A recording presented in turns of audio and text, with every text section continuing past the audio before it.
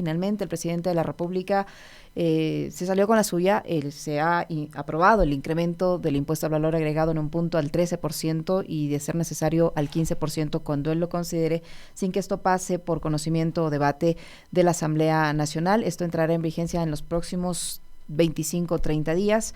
Y ya todos conocemos el impacto que esto va a tener, porque desde ya, solo con el simple anuncio, se ha generado una ola especulativa. Algunos productos han incrementado ya el precio al consumidor final. Además, se aprobaron otros impuestos que vienen acompañados de lo que tiene que ver con el IVA. ¿Qué opinión le merece esta decisión finalmente que se adoptó en la Asamblea Nacional ante la falta de votos para apoyar la una propuesta a la otra? Pero en la práctica tenemos aumento de impuestos. Buenos días, bienvenido. Encienda su micrófono, economista, por favor. Ahí le escuchamos, le escuchamos. Ya, ok. Ahí estamos. ¿Ahí me escucha? Ahí le escuchamos perfectamente. Mire, decía que es un grave error de la Asamblea, porque aumentar el IVA en situaciones como las que enfrenta la economía ecuatoriana por algunos años, de un estancamiento, desempleo, subempleo, desnutrición infantil, todas las cifras que ustedes han escuchado de varios economistas que se preocupan de la realidad del país. Pero hay otro grupo de economistas que amanecen y anochecen pensando solamente en aumentar el IVA, como que esa fuera la única solución para todos los males que puede tener Ecuador. Bueno, es una lástima que la Asamblea, pese a todos los argumentos que se han presentado y pese a conocer de encuestas del pueblo ecuatoriano que rechazaban la medida en casi un 70%, lo hayan hecho realidad. Esto va a complicar la situación económica, especialmente de las clases menos favorecidas. Va a aumentar la pobreza, el desempleo, el subempleo y lo que usted decía hace un momento, que ya se ha comenzado a ver un proceso especulativo. Yo le diría que antes de que se tome la medida, ya empresarios, personas que controlan precios de diferentes bienes y servicios, ya se habían anticipado y comenzaron a aumentar los precios. De manera que una vez que se aumente de manera efectiva el IVA, pues el nivel de precios va a subir y eso va a producir una inflación por el lado de los costos, encarecer la vida de la gente. No es verdad que como el IVA no grava alimentos, eso no constituye un problema. Eso es falso, porque se olvidan de que el IVA grava prácticamente toda la cadena productiva. Entonces, no es que no habían otras alternativas tampoco. No se ha querido ir por la vía correcta, sino simplemente atendiendo un pedido que también viene de algunos años del Fondo Monetario Internacional, para quien lo único importante en una economía es que las cuentas fiscales cuadren, y se olvidan de que la economía tiene que ser también para la gente, para mejorar la calidad de vida de la gente. Eso, en pocas palabras, es como creo que se han dado las cosas. Economista, ¿cómo está? Buenos días, qué gusto. Yo quiero pedirle o preguntarle sobre, no sé si pedirle una aclaración o preguntarle, digamos, que profundice sobre su primer acerto en la respuesta que le ha dado a Licenia. Y dice, es un grave error de la Asamblea el subir el IVA. La propuesta de subir el IVA es del presidente, que la Asamblea podía haber negado o podía haberse ratificado. En el texto original es otra cosa, pero la propuesta de incrementar el IVA es del presidente y del gobierno. ¿Por qué decir que es un error de la Asamblea, más allá de los temas de procedimiento parlamentario y demás? Usted tiene toda la razón, pero finalmente es la Asamblea la que lo ha viabilizado. A eso me refería, pero claro, es un error de política económica de quienes están asesorando al presidente de la República. Recordemos que también el presidente de la República en campaña dijo que no subiría impuestos. Bueno, aquí tenemos pues un craso error también que viene del Ejecutivo. Yo hace mucho tiempo he estado opuesto a aumentos del IVA y más bien creo que lo que cabe es, en una economía como la nuestra, reducir el IVA. Mire lo que está pasando. Mientras que se plantea subir el IVA al 13%, inclusive con una discrecionalidad para que se pueda subir al 15%, por otro lado, se establece un IVA de 5% para materiales de construcción. Entonces uno pregunta, ¿pero cómo puede al mismo tiempo aumentarse y bajarse el IVA? ¿Por qué se lo baja? Se lo baja porque definitivamente una reducción del IVA es favorable a la reactivación de los sectores productivos. Lo hizo Lasso para feriados y para el sector turismo, recordemos, bajó el IVA del 12 al 8%. Entonces, ese es el camino que hay que tomar. Y me parece a mí, pues, erróneo por parte del Ejecutivo y Legislativo, aclaro ese tema, tal como usted lo plantea, haber tomado esta decisión, cuando hay otros temas que deben abordarse y que no se lo hace. Por ejemplo, Ecuador tiene una deuda pública de 82 mil millones de dólares que no la va a poder pagar. Entonces, ¿por qué no anticiparse a un evento que nadie quiere dejar de pagar la deuda, pero sí se puede anticipar y comenzar a reestructurar, renegociar, reperfilar la deuda? Así como esa medida, hay otras que se pudieron haber tomado. Pero se han tomado medidas como, por ejemplo, la contribución para la seguridad, la contribución también de la banca, entre otras, el incrementar el impuesto a la salida de divisas. Todas estas medidas, más lo del IVA, serán suficientes para enfrentar los problemas de la caja fiscal, porque hasta el momento el financiamiento del supuesto conflicto armado interno fue simplemente un pretexto. Usted acaba de señalar que era una exigencia del Fondo Monetario Internacional, lo propio han dicho otros expertos en la materia económica, y las propias autoridades, las propias autoridades gubernamentales, porque primero decían que era para financiar el conflicto armado, luego para pagar los sueldos, luego para que no se caiga la dolarización. En la práctica es para cumplir con el Fondo Monetario y para poder conseguir recursos para la caja fiscal en general. Pero todas estas medidas adoptadas ahora, si no hay esta reestructuración de la deuda que usted menciona, ¿alcanzan? No alcanzan. No alcanzan porque efectivamente, como usted está diciendo, Yesenia, una cosa es el financiamiento para este conflicto bélico, conflicto armado interno, que según el ministro de Economía le costaría al Ecuador alrededor de 1.020 millones de dólares, declaraciones de él. Nunca se ha dicho exactamente cómo se distribuye ese valor, esos 1.020 millones, pero aceptemos que eso fuera cierto.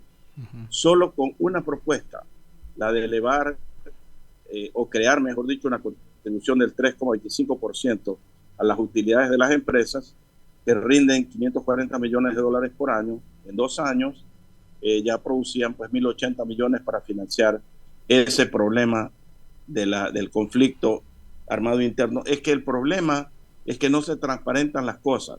No es verdad que usted necesita subir el IVA para enfrentar el conflicto bélico interno. Con esa contribución estaría solucionada. Pero no se le cuenta al país que aparte de eso, Ecuador tiene necesidades de financiamiento que con el arrastre de los valores no pagados en 2023 puede llegar a la suma de 15.000 millones de dólares más o menos. Entonces, para eso se requieren otro tipo de medidas que estas que se han tomado no alcanzan. Entonces, a mí lo que me preocupa es que por no enfrentar el problema de fondo con medidas como la reestructuración de la deuda, el pedido de condonación de deuda a China, otras medidas que se pueden tomar que van a mejorar la eficacia del gasto público, digo, en pocos meses, de repente nos van a decir lo que hicimos no alcanzó, entonces ahora hay que volver a pensar en impuestos. Esa es la preocupación que tenemos muchos economistas.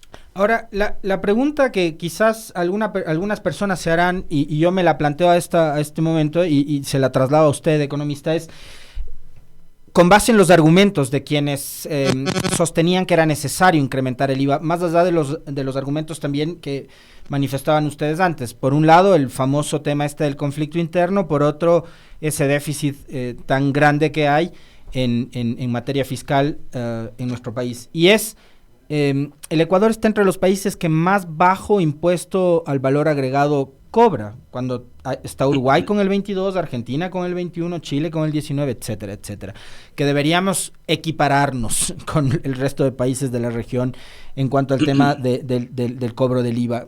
¿Qué tan sólida es esa teoría o esa tesis, digamos, cuando finalmente lo que está detrás es la recaudación tributaria y el cobro de impuestos al ciudadano en general.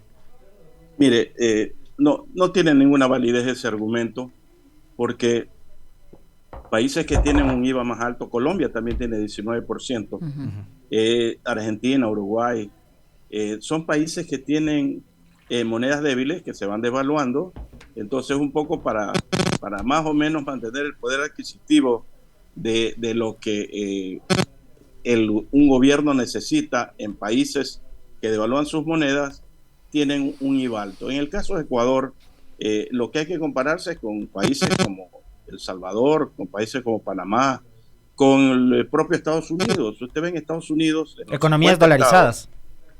Por supuesto, pero es que eso es así es que hay que comparar. Pues. No podemos comparar países con moneda dura con países con una moneda que se devalúa todos los días. Mire Venezuela, mire Argentina, en fin. Entonces ese es un error craso, que entre tantas cosas que se dicen para justificar una mala medida, porque aumentar el IVA es una mala medida. Mire, es más, yo siempre sostengo que algún economista de estos que proponen el aumento del IVA no señale en qué texto de economía hay la posibilidad de subir impuestos cuando un país está en recesión, estancamiento, cuando tiene pobreza, desempleo. No existe, porque lo que hacen los países cuando tienen ese tipo de problemas es tomar lo que se dice medidas contracíclicas, es decir, bajar impuestos para poder cuadrar un poco las cosas. Mire el caso de Panamá. Panamá está pasando por una crisis económica severa por problemas del Canal de Panamá, por problemas que cerraron una minera de cobre importante. ¿Y qué impuestos está subiendo Panamá? Ninguno. ¿Acaso en Panamá la gente dice, vea, si no subimos impuestos se cae la dolarización? En Panamá nadie habla de eso. Aquí es un cuento también de las personas que nunca estuvieron de acuerdo con la dolarización. Yo le digo que muchos de los que hablan y lanzan estas advertencias apocalípticas, si no se sube el IVA, se cae la dolarización, nunca estuvieron de acuerdo con la dolarización. Algunas de las personas de Cordes que han planteado esto nunca estuvieron de acuerdo con la dolarización. El señor Pachano nunca estuvo de acuerdo, el señor de la Torre nunca estuvo de acuerdo. Entonces, ¿por qué siguen hablando de cosas que no tienen sentido? Le repito, Panamá está pasando por una crisis. ¿Y qué es lo que están haciendo en Panamá? Bueno, viendo la manera de recortar el gasto, de hacer el gasto mucho más eficiente, ¿qué es lo que habría que hacer acá? Y seguramente Panamá también estará contemplando si el problema persiste, porque el problema de Panamá por el canal es la falta de lluvias, que ha disminuido a la mitad el tránsito del que vive pues una buena parte de la economía panameña.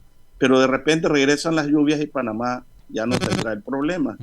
Pero acá enseguida viene el cuento, el cuco, como decimos acá en la costa. No, es que si esto no se hace, se cae la dolarización. Esa es una mentira del tamaño de una catedral. La dolarización ya va a tener 25 años y ha sido la mejor política.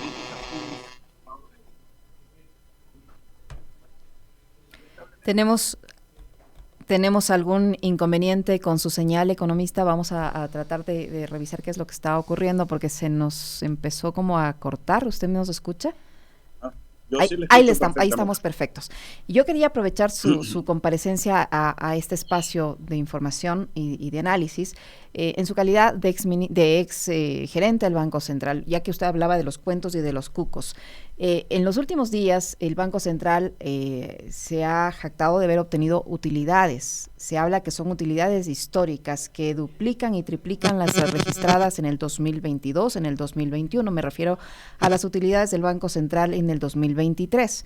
Pero hay expertos en la materia económica que aseguran que esto no es así. En esta información que difunde el Banco Central se destaca la conversión exitosa de 241.124 onzas de oro, lo que representa el 37% de las utilidades netas registradas por el Banco Central. Expertos en la economía señalan que lo que ocurrió es que el Banco Central vendió el oro, para conseguir algo de liquidez y entregárselo, una parte de esta liquidez, al Ministerio de Finanzas y así poder cubrir estos gastos de finales de año y de inicios del presente 2024. ¿Es así como lo pinta o como lo promociona, como lo informa el Banco Central, utilidades históricas? A ver, es ¿Cómo funciona? Es como usted dice, las utilidades adicionales que ha recibido el Banco Central tienen que ver con la venta del oro. Es tan sencillo como eso. ¿Por qué lo vendió? Porque el fisco necesitaba recursos y decidieron vender una parte del oro físico que tiene el Banco Central para darle como resultado de esa operación algo de liquidez. Entiendo que eran así como 170 millones de dólares al gobierno nacional. Eso no es ninguna sorpresa. Utilidades récord, claro, y si vendiera más oro, las utilidades serían más altas todavía. Pero no es que el Banco Central no está haciendo nada nuevo como para decir que como resultado de una gestión del Banco Central, esta vez se está ganando mucho más dinero que antes. Se está ganando mucho más dinero que antes porque tomaron la decisión política de como acuerdo con el gobierno de vender el oro para darle liquidez al gobierno. Eso es todo. Pero no estamos cayendo en lo mismo que antes se cuestionaba, porque yo recuerdo que en administraciones anteriores, cuando el Banco Central de alguna u otra manera aportaba al gobierno central para pagar algunas cuentas, eso fue cuestionado. Y Sí, vino el pero gobierno de acá Moreno, no se trata- se prohibió eso en el gobierno de Moreno, y ahora se está haciendo Sí. lo mismo, pero con la venta de oro. En otras No, es ocasiones que, no se topaba la hay reserva de oro, ¿o sí? hay una diferencia. El gobierno nacional sí debe recibir un porcentaje de las utilidades del Banco Central. A lo que usted hacía referencia es que el Banco Central no debe darle créditos al gobierno nacional. Eso está prohibido. Sin embargo, pues siempre habrá formas de darle la vuelta a ese problema, pero son dos cosas diferentes. Como finalmente es el Estado ecuatoriano el dueño del Banco Central, si el Banco Central hace utilidades, la ley establece que esas utilidades en un porcentaje deben ir al gobierno nacional. Eso es lo que ha ocurrido. Ahí no hay ninguna contradicción con el otro tema que sería otorgarle créditos al gobierno por parte del Banco Central. Economista, hay quienes también sostienen que como parte de las soluciones y los remedios para la crisis actual que enfrenta el país, es necesario seguir, a pesar de que me parece a mí, y los resultados están a la vista, la crisis que estamos enfrentando hoy en materia de seguridad, entre otras, es motivo de ello, pero hay quienes insisten en seguir achicando el tamaño del Estado. ¿Se puede seguir achicando el tamaño del Estado? Es decir, votando más profesores, más médicos, médicas, militares, policías a las calles. Vea, el problema que no se lo aborda es que hay un nivel de corrupción que yo diría que en América Latina tal vez sea récord, ¿no? Hay instituciones internacionales que hablan de que en el Ecuador la corrupción se lleva unos 5.000 millones de dólares por año. Eso viene a ser la quinta parte del presupuesto del Estado. Entonces, en vez de hablar del achicamiento del Estado, nadie va a pedir que haya menos policías, menos médicos, menos doctores, pero sí se puede pedir que se haga pues una reingeniería del gasto público a través pues de mejoras en el CERCOP, yo soy partidario de que este gobierno no lo ha querido hacer ni el anterior a aquel, me refiero ni Moreno, ni Lazo, ni ahora el presidente Noboa, han querido poner en vigencia una comisión internacional de lucha contra la corrupción, como la tuvo Guatemala, como la puso la presidenta de Honduras tan pronto llegó al poder, porque ahí está pues un montón de plata que se va y que se podría frenar ese gasto si se implantaran fórmulas que permitan o que hagan, mejor dicho, mucho más eficaz el gasto. Adicionalmente, hay una metodología que se usa en varios países en el mundo, que es la presupuestación base cero, con la cual los estados pueden controlar el gasto para que no hayan gastos superfluos. Como lo hace una ama de casa cuando va al mercado, primero pregunta qué tenemos todavía en la despensa. No repite las compras anteriores. En el Ecuador, lamentablemente, la forma de presupuestar es inercial.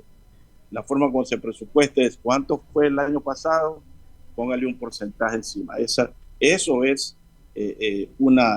forma que lleva al dispendio, al gasto de recursos. Todas esas cosas hay que hacerlas sin tener que hablar de reducción del tamaño del Estado. Volvamos más eficaz el gasto y que el gasto sea para lo que verdaderamente se necesita.